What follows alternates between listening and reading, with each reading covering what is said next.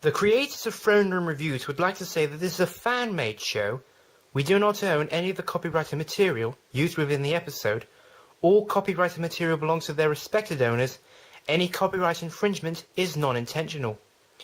This message has been brought to you by Plan 12 Entertainment.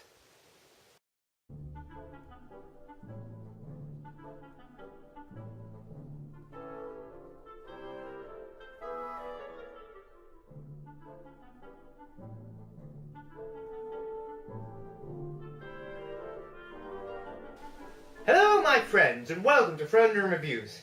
We finish off our look at British comedy for now with the sequel to Those Magnificent Men from last time. So let's get to it. The sequel is Monte Carlo or Bust, or as it's known in America, Those Daring Young Men in Their Jaunty Jalobies. So as you can tell, it's not going to feature aeroplanes, but in fact vintage cars. In fact, if it wasn't for one element, this could be considered a different film. That element being Terry Thomas is playing the son to Sir Percy from Those Magnificent Men, Cuthbert Ware Armitage. And yes, Cuthbert is a real name. We'll get back to him in a bit. The premise is basically a group of people of different nationalities are racing in the Monte Carlo Rally in the 1920s. Like Those Magnificent Men and the Titfield Thunderbolt, I highly recommend this one, so again, I'm not going to reveal the full plot. Instead, I will list the characters and their motivations and how they will interact with the others. This will take us to the start of Act 2. The first pair we meet are the British comedy partnership of Peter Cook and Dudley Moore. Cook plays Major Digby Dawlish and Moore plays Lieutenant Kit Barrington. Dawlish is an inventor, and if he wins the year's rally, he will get great publicity for his inventions. Barrington is his co-driver. After an entertaining title sequence with a song sung by Jimmy Durante, we are introduced to Terry Thomas's character I mentioned earlier, who has inherited his father's love of cheating. Speaking of which, Richard Waters, a British character actor, comes to tell Ware Armitage that his father, Sir Percy, has died in a flying accident. The now Sir Cuthbert goes to inspect his family's motor company, Armitage Motors. However, he's told by Eric Sykes, playing a different character named Perkins, that Sir Cuthbert only owns half the factory, as his father had lost the other half to Mr. Chester Schofield from Detroit, played by Tony Curtis. After learning about Schofield's changes to the company, Sir Cuthbert suggests that they both enter the Monte Carlo Rally. Whoever beats the other wins the entire company. We then move to Germany, where we meet another returning actor, Gert Phoebe, playing an escaped convict who is said to be the fastest driver in the criminal underworld, who has been hired by a Russian aristocrat, this is after the revolution I might add, to transport jewels, hidden in a spare tyre, using the rally as a way to be inconspicuous. Then it's off to Rome, where we meet two policemen, Marcello Angosti and Angelo Pencilli. They've won a large sum of money. Marcello wants his half to buy a house and then marry a woman with huge tracts of land.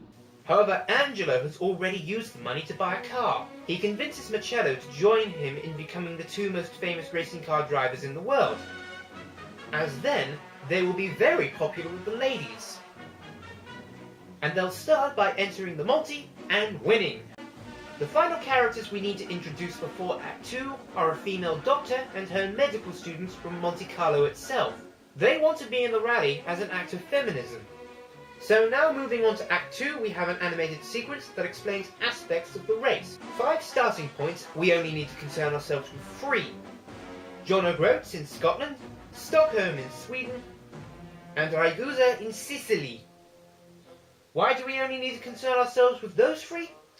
Because the teams start from those points. Sir Cuthbert and Schofield start at John O'Groats, Frobe and Dawlish start in Stockholm, and Marcello, Angelo and the ladies' team start in Ragusa. This is where the subplots begin to intertwine. We already know about the subplot of Sir Cuthbert and Schofield, so we don't need to retread that. Dawlish and Frobe start a slight rivalry. Well, it's not really a rivalry. It's more that one causes an inconvenience to the other and vice versa, but it's from their segments that most of the wild comedy stems from. Then there is a romantic subplot between Marcello and the female doctor, and that's about it for that one. There is one final character I need to talk about. Elizabeth Hawker, or Betty, played by Susan Hampshire. She's been blackmailed by Sir Cuthbert to try and stop Schofield, but as the film progresses, they begin a romantic subplot themselves. Now, unlike those magnificent men, this romantic subplot is quite compelling in my view, and it has a few advantages over those magnificent men.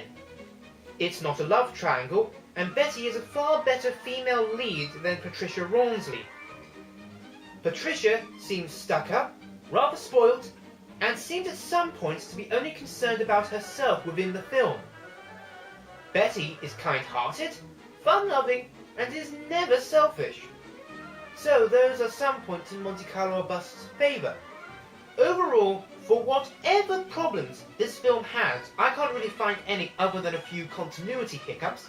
I really enjoy this film, and I think it's actually slightly better than those Magnificent Men. It did its own thing, instead of rehashing its predecessor. I hope that these last few episodes have been to your liking. I thoroughly enjoyed watching these films again. Next time we go back to Thomas and Friends, so those who care for Thomas, I hope to see you there. This is King William saying, hope to see you soon on another Throne Room Review.